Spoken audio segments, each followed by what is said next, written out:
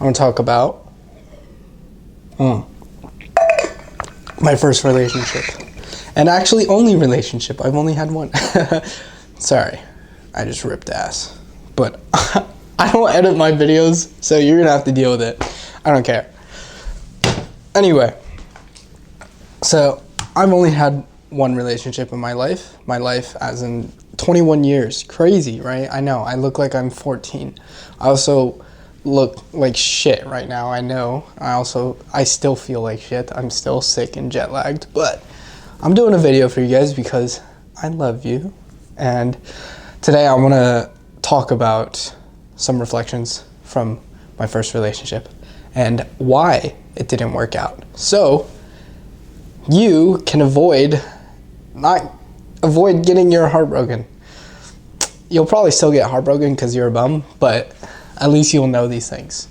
The main things I want to talk about are self-concept, which I didn't understand until recently. I didn't know this was a thing when I was in my relationship, which was also 2 years ago, by the way. And emotional intelligence. I was a communication is key person, but went quiet when it was time to talk. And I never really spoke my mind. Last one is I didn't live my own life.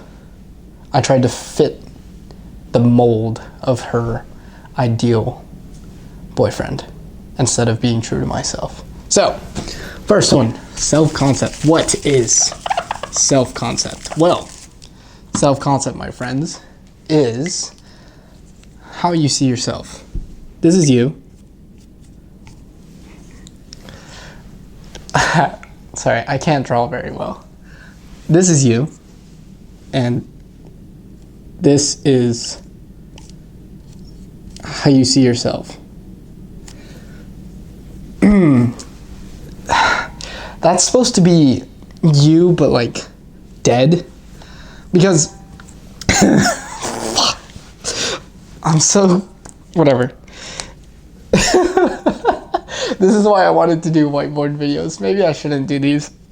Anyway, this may be how other people see you on the outside. Initial. You look like a normal person, going through your normal days. You're just flowing through life, right? You look like a normal person. But this is how you see yourself. You hate who you are. You don't feel comfortable in your own skin. Eventually, this dead you will take over this you, and there will be only dead you. Now, what do I mean by that? I mean, if you constantly see yourself as this, as the person who every girl rejects, the person who can never stay in a relationship for more than 3 months, that will become your reality. So self-talk is so big. I never really thought about it that much because everyone's like, speak to yourself nicer, do your affirmations. I never really understood the power of that. So do keep in mind that self-talk plays a big role, because the more you affirm these things in your mind, and this can work positively or negatively. Most of the time it's negative because we hate ourselves. So the more that you affirm that, the more it'll be true. If you keep telling yourself that you're unathletic or that you're an introvert and you can't talk to new people, the more that you're going to keep putting yourself in a box and limiting yourself. So when it comes to self-concept, you need to understand you, how you see yourself, and understand your boundaries. That's a wall, I guess. Your boundaries, you need to understand, what can I draw for this? Your values. I didn't really think this video through. Your values and just your strengths, your weaknesses. I'll just talk. You need to understand all of that stuff on such a deeper level. and that'll give you a very good understanding of who you are, right?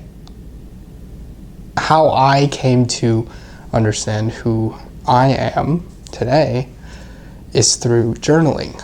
So after getting broken up with in 2023, that's when I started my self-development journey.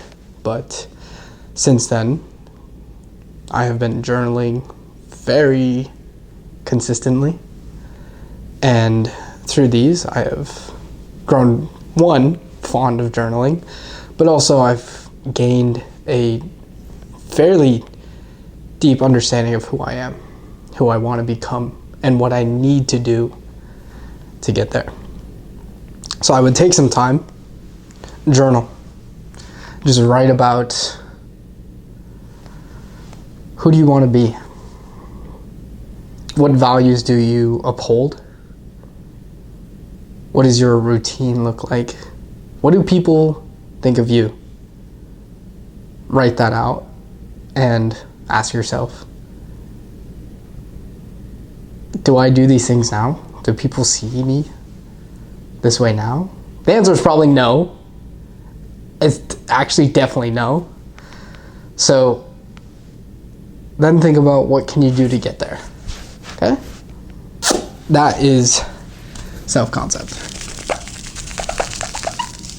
The next one,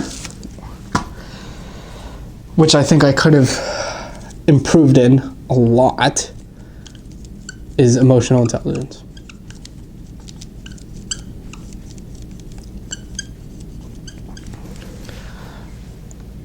A lot of the times I was unaware of how she was feeling, and most importantly, how I was feeling. Yeah, I could tell I was sad. I could tell I was happy. But I couldn't really pin down why I was sad or why I was frustrated at that time. Because one, I didn't have that deeper understanding of myself, which we talked about self-concept. That's why I wrote about that first. But also, my degree of emotional intelligence was very, very low. I've never been in a relationship before. I didn't know how to love someone else. I've never had to do that before. Well, aside from my family, but that's a different thing. Yeah, anyway.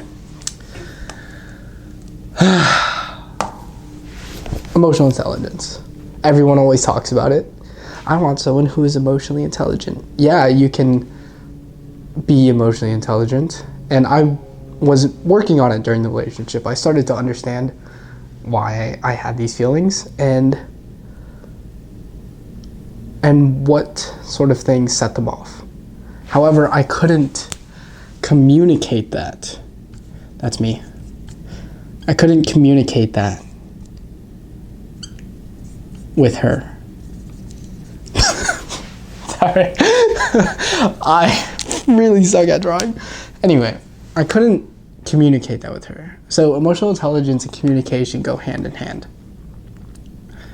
Because sure, you may be the most emotionally intelligent person in the world. You may completely understand how an incident made you feel. But if you can't communicate that, what good is this knowledge? And vice versa, you may be good at talking. I talk all the time. But if you don't have anything to talk about or know what you're talking about, what's the point? So these two are two peas in a pod, okay? I didn't have that much emotional intelligence, and my communication skills were very lacking. I always said what I thought she wanted to hear whenever we got into a fight or had problems, and we always had problems. We argued a lot, and it wasn't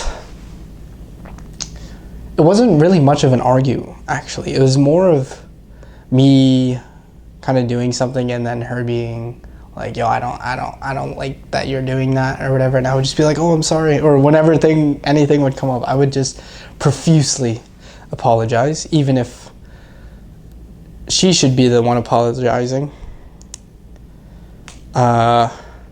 I remember one time she asked me if she could talk to her ex because her ex reached out to her. And I was just like, sure, or whatever, because I didn't want to upset her. And then later, they kept talking, and then it started to bother me. And then I think she called me insecure or something, or just like, I don't know, I couldn't bring it up because I couldn't communicate that. And I didn't really understand why it was bothering me. Yeah, it was her ex-boyfriend. They used to be in a relationship, but why did that bother me so much? Until I realized that I was just insecure. And I had this sort of territorial approach when it came to her. Because I loved her, right? I wanted her all to myself.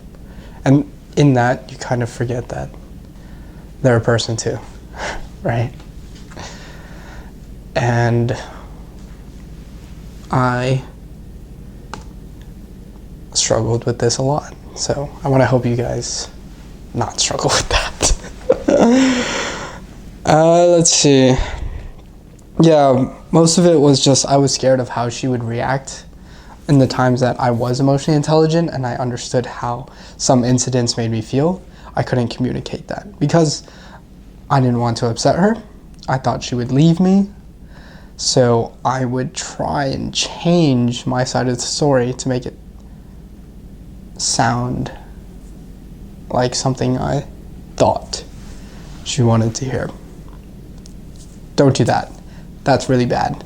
And in doing that, I ended up losing myself. Because if I keep changing my side of the story, I keep changing my perspective. Who am I really? I became dependent on her. And that's not what you want. Because, perfect segue into the last point. Live your own life. You need to understand that you are your own person. I didn't have my own life when we were in a relationship. What does that mean though? Because, you know, I'm here, I was vibing, I was doing stuff, but I wasn't really living. I wasn't really present in the relationship. I would skip classes to spend time with her. I would skip gym workouts to spend time with her. I would change my perspective to fit hers. I would change my opinions. I would change so much of myself to please her. And would you really call that living your own life? Because I wouldn't. I didn't know who I was becoming until it was too late. Or even what I turned into.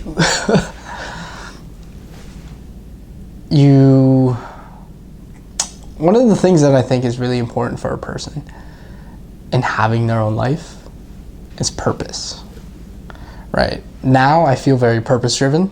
It's making content for you guys, helping other Asians on self-development, and sharing insights, right? I feel I'm very purpose-driven now. I live very productive days. However, it wasn't always like this, right? In the past, before this relationship, I was relatively purposeful. And it doesn't have to be something as grandiose as starting your own business. For me at the time, it was just getting in shape and doing well in school. That was my purpose. I was focused on that. And then I got into a relationship and lost sight of that. And when you lose your purpose, you kind of lose part of yourself. Because purpose helps give meaning to us as humans, right? Oh, this gets into very philosophical territory. What is the purpose of life? Some would say the purpose of life is to love. Some would say it's to pursue happiness. I don't know. Maybe the purpose of life is purpose. I'm bullshitting right now. I don't know what I'm talking about. But anyway, you need to live your own life. A lot of the time, what drives women away, at least for me, and I'm very good at that, so, is neediness. I was very needy when it came to a relationship. It wasn't, of course, explicitly said, but it subconsciously is portrayed or conveyed through my actions, how I speak, right? And that neediness came from a place of insecurity and not having purpose. Because when you have purpose and you live your own life, you're so focused on your goals and what you're doing, you don't care what's happening around you. Right? So what if your girlfriend leaves you? So what if your boyfriend breaks up with you? Yeah, it'll hurt, but if you're so purpose-driven, it doesn't change what you do day to day. And that is how you can also counteract neediness. So, during this relationship, I didn't live my own life. I lost sight of my purpose. I became blinded by love and ended up losing both in the end. So, those are just some things I took away from my first relationship and my only relationship when I say it that way. But yeah. Also, I made a new self-development community specifically just for Asians, because that's what my content is based around and that's who I speak to. That's the audience I know. So Asians on self-development. If you're interested in joining and having conversations and learning more about this stuff, then feel free to join. Hope to see you in there. And that's the video.